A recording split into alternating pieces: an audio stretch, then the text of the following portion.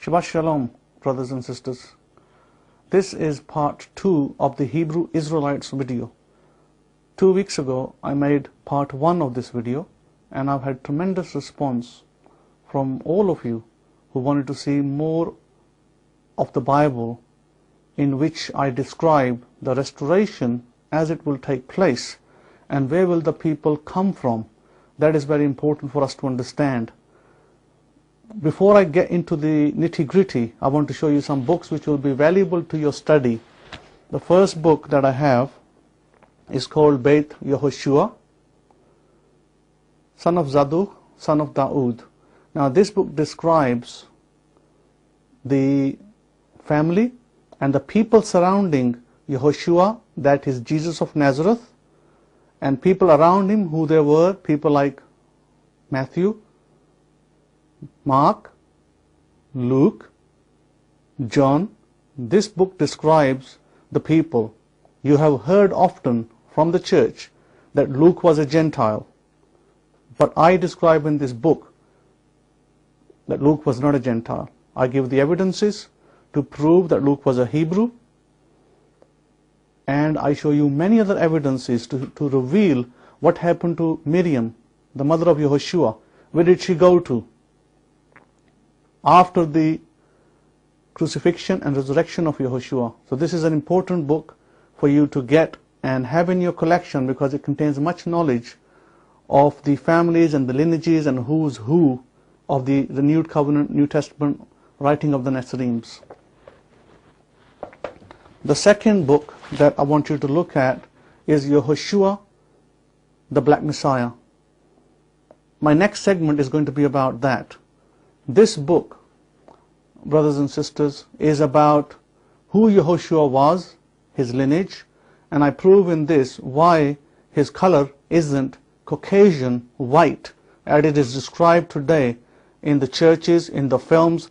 All this conspiracy that has gone on for the last 1500 years, I'll discuss that in the next segment.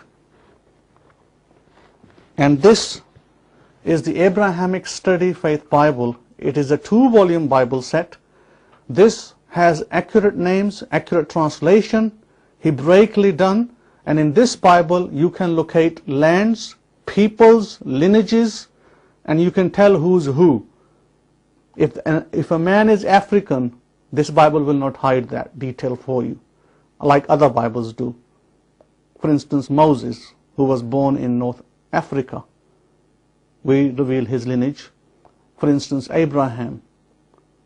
For instance, even Terach, Abraham's father, I reveal their lineages and who they were.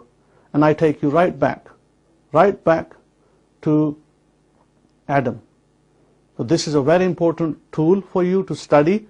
This contains a lot of debate material, discussion material that will be useful for you as a student of the Bible to take on any discussions, any debates with anyone in the world. And I will help you to study the scriptures. If you need any further help after purchasing the scriptures, you can come to me. So, brothers and sisters, without further ado, we are going to discuss Hebrew Israelites.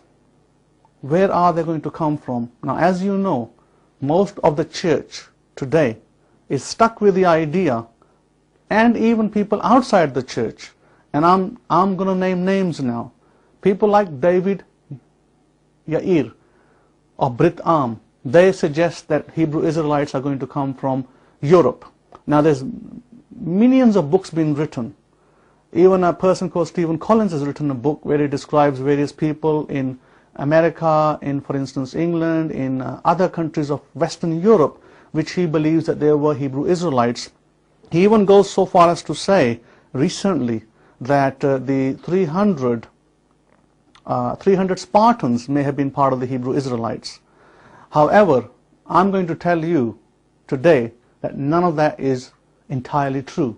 Some of it is true, all of it is definitely not true. As you will find out today from this program, they were definitely not white people, they were definitely not yellow people, and they were definitely not Europeans, as has been described by various people.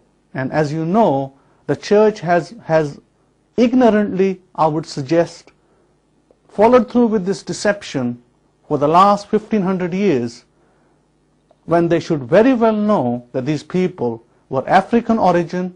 They were not, the people of the Bible were not, quote, Europeans, they were not Asians. However, we do know that in the migrations, when Hebrew Israelites were thrown out of the land by Yahweh, we know that they went to Asia, some of them went to Europe. But however, if I came to Europe, do I become a white man? Look at my color. Do I look like a white man to you? No. So let's without further ado look at some. Let's take you to the map. I'm going to focus on the prophecy of Isaiah chapter 11 verse 11 that you see here on the board. And it shall come to pass in that day that Yahweh shall set his hand the second time to recover the remnant of his people, which shall be left from Assyria, from Mitzrayim, from Pathros, from Cush, from Elam, and from Shinar, and from Hamath, and from the islands of the sea. Now, showing you this prophecy, what has that got to do with me? First of all, note that although there's got to be a one first gathering, then there will be a two second gathering. These necessarily don't have to be in order as most people think. Yahweh can make some people come in earlier and some people come later. What does that mean? That means that Yahweh can bring some of the people of the gathering in the second gathering, that is this one here, earlier. What's the proof? I'm the proof. This country here, Elam, that country is the country of Iran. That is where my forefathers were exiled. Hebrew Israelites of the Levite clan. I have come in ahead of time of the others, when we know that the first gathering hasn't even happened yet. Whilst most people think that the majority of the Jewish people today in Israel are part of the first gathering, again that is not entirely true. Because what you will find that there are certainly Yahudim peoples in Israel who are part of Hebrew Israelites, and I'll point out that they are part of Ethiopia. Now, that is also part of the first gathering and second gathering. Look here at Cush. Cush means not only Ethiopia as it says in your Bibles, but it also means Sudan. It means Upper and Lower Nubia. Cush, if I bring you down to the map, if I let my cameraman focus on the map, Cush, and here is the red pin which is Israel, and if we look, Cush could be south of the Nile and could be going all the way across. Cush, the Cushite people or the Ethiopian people actually ruled majority of these lands that you see here, majority. In fact, from Egypt to all the way to Mauritania, Cushites did rule. Cushite was a huge kingdom. Cushite was not a small kingdom as most people think. Most scholars place them just in this region here, but that is not so. They actually ruled the entire region. And I will even say that the Ethiopians or the Cushites even went to India. As far as India, they went to Europe, they went to many places. So we know that from here they went to this side, to the east, and they ended up in India as rulers. Yes, that's correct. In the 18th century in India, they were Cushite rulers. Most people don't know that before the British turned up to take over India. So Cush is not only got a second gathering, as Yahweh has said, Cush has also got a first gathering. In both gatherings, Cush will be gathered. Today in Israel, we have the Falasha, the black Ethiopian Jews. They are part of this people that are going to be gathered back. Today in Israel, in Dimona, we have the black Hebrew Israelites. They are also part of this gathering that went from America. Now notice that in the same verse, it says that Yahweh will gather from the islands of the sea. What are islands of the sea? If my cameraman will point to the camera, I'll show you the islands of the sea. One of the islands of the sea is here, right here. the United Kingdom. Look, it's an island. That is where some of the Hebrew Israelites are. And as you can see, how did they get here? The question is, are these the white people who are living in the UK here? Or are these the black people? Well, they are slaves. They were brought in by the slave trade from Africa via this Atlantic slave trade. They went over to America. They went over to Canada. They went over to all these places. And look at this. This is a huge big island. United States of America, Canada. In Yahweh's sight, this is just an island. Okay? If you go down to Brazil, that's an island. If you go down to Australia, on the southeast, that is an island. And you know, and I know, that slaves from the Atlantic trade were taken to Western Europe in the north, and they were taken to the west, to the United States of America, and they have been there since then. Just because your name is George and your name is Michael, it does not mean that that was your original name. Your original name was not George, and it wasn't Michael, and it wasn't David. So you need to go back and search out your roots, because your name was something completely different. You came from these lands, this continent. This continent should rightly be called the continent of the Shemites, the sons of Shem, and the sons of Ham, Hemites. Both these sons intermarried.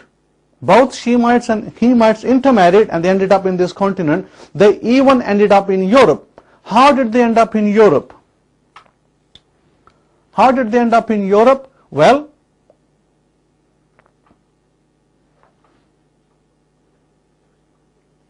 they ended up in Europe because when the Muslim Empire pushed forward, they conquered certain peoples in Africa.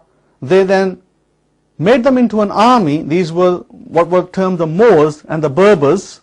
They then used these people to push into Spain here. And they pushed into Spain and they conquered Spain. They even conquered Turkey. Istanbul fell.